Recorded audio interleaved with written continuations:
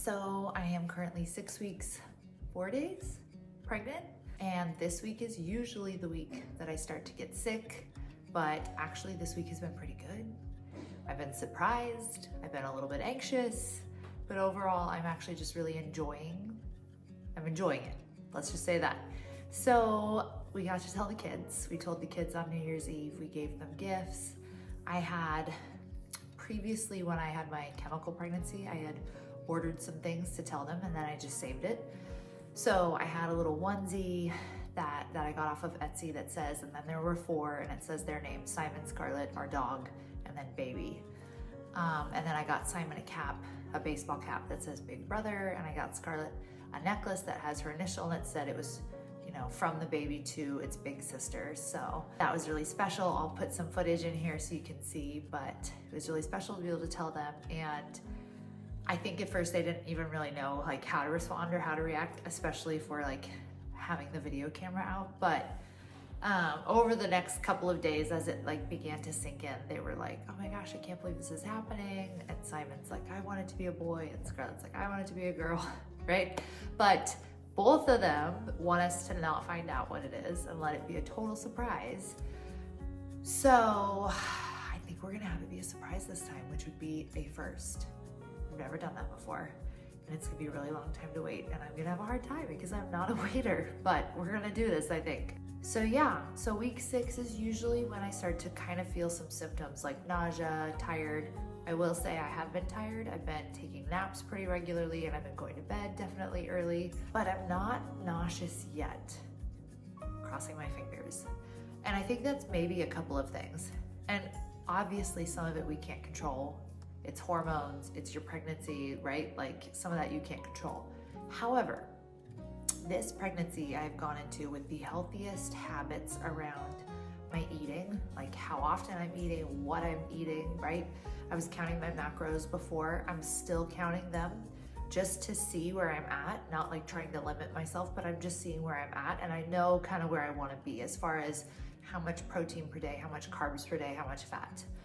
And it's good because I've already been in the habit of starting my day with a meal within about 30 to 60 minutes of getting up that's really high in protein, animal protein. I'm having meat for breakfast and a good carb, right? And obviously some fat with that. So I think that's really helping because before with all of my other pregnancies, I went into it where I didn't have a specific plan. I just kind of did whatever I felt like that day. And so because I was just kind of winging it, I have no idea how much protein I was getting during those pregnancies. And I know that when you eat high protein, this is what I found, you can help prevent nausea, you can help prevent symptoms. So I think it's been helpful that I'm eating high protein, high carb, but also I'm used to doing that and I'm doing it every couple of hours because that's the habit I was already in before I got pregnant because of my workout routine and the food routine that went with my workout routine. That was my whole focus this last year, was just getting healthy, changing my body composition, which was changing my muscle to fat ratio, right? I really wanted to build muscle, which would cause me to lose fat. And so because of that, I ate a specific way. I was following a specific diet, if you will. It's not a diet, but I was counting macros, right? And prioritizing protein, carbs, and then fat.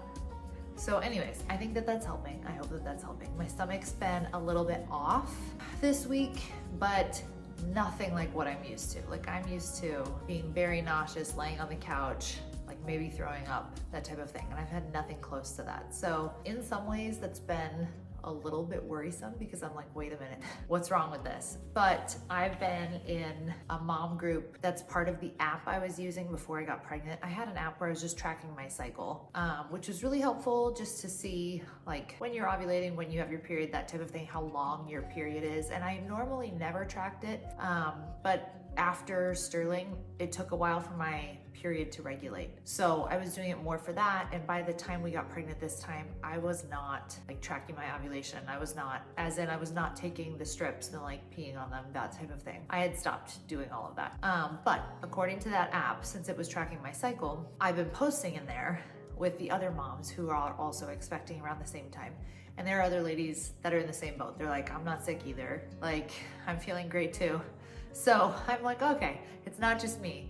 maybe we're all feeling good this time. So I feel really grateful for that. But definitely been tired, definitely been napping, still working out the same, still eating the same. I've been a little bit higher a couple of days on protein and carbs, but that's totally normal for me. I was going a little bit higher on that anyways before, just because of where I was at with my muscle and like building more muscle. So far it all seems like not much is changing, and I'm really thankful for that, and I'm really happy and I'm enjoying that. I'm still walking, so I'm still trying to keep up just being active in general. Instead of sitting so much during the day, I'm trying to just like stay on my feet more, because I had really done that in the last like 6 to 9 months. And I found that the more I actually just stayed active during my day and stayed on my feet more, the more energy I actually had. So even though I'm napping every day, I'm still trying to walk after meals and be up and about with my kids instead of just like sitting around. And I'm going to intentionally do that this pregnancy, because I really do want energy. And I know backwards, but if you want energy, you have to actually put energy out.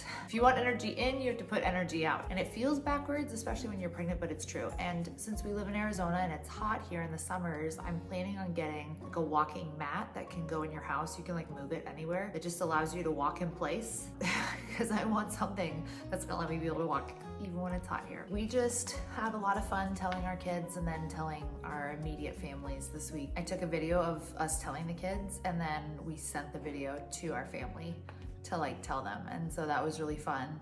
Everybody's so excited, of course, and so happy for us. So it was really special, and I'm just kind of in the like happy glow, basking in it. Sometimes being like, is this even real? Sometimes forgetting I'm pregnant because I don't have huge symptoms.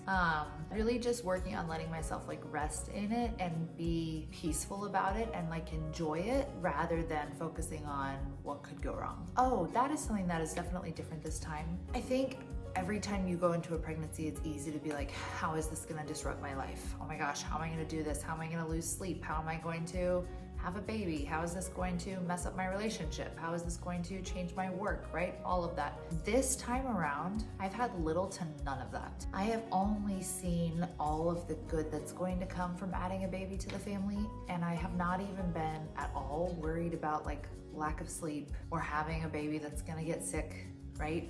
Or like having to adjust as a family, things like that. I've had like no worry about that, and I was wondering why. I was like asking myself why I don't have that worry this time, and obviously I think it's a couple of things.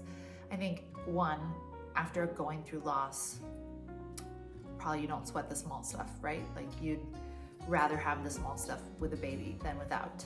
But also because I really buckled down this last year and became more disciplined, as in became more committed to showing up for me every day, like asking for a higher standard from myself in how I showed up with my health and how I showed up with my fitness and how I showed up with how I ate, right? In like doing the things I said I would do and doing the things that I knew would give me what I said I wanted, and doing it day after day after day after day, and building that in as a habit has caused me to feel so much more confident and capable overall. So now I don't feel fazed by adding in something else, because I already know how much I'm capable of, if that makes sense. So that's been really cool to see. And again, we'll see how that plays out. That's where I'm at right now. And I'm excited for it. I'm enjoying it. And I'm really enjoying just being excited this time and letting myself just be excited this time. So that is week 6 update. I will see you next week for week 7. If you like this, be sure to subscribe and follow along, because we're gonna go on this journey together. I'll see you next week.